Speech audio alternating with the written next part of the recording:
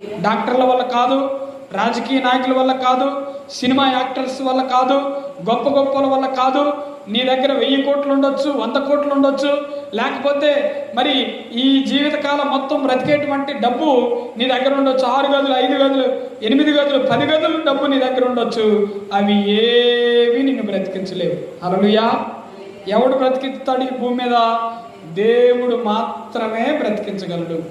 ఇంకా ఏది నిన్ను నీవు తినే అన్నం కూడా నిన్ను బ్రతికించలేదు తెలుసా. మనం రోజు తినటం వల్ల మనం బ్రతుకుతున్నాం అనుకుంటున్నాం. మనం రోజు తాగుతున్నాం, నీళ్ళు తాగుతున్నాం, తాగటం వల్ల మనం బ్రతుకుతున్నామేమో అనుకుంటున్నాం. కానీ రోజు తినేటువంటి శక్తి, అరిగించుకునేటువంటి శక్తి ఎవడిస్తున్నాడు? దేవుడే. నువ్వు మంచినీళ్ళు తాగుతున్నావు, అవి అరిగేటువంటి శక్తి ఎవడిస్తున్నాడంటే దేవుడే ఇస్తూ ఉన్నాడు.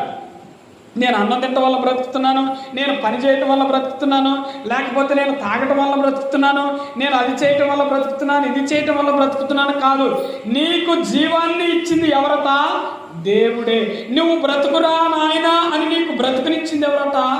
దేవుడే.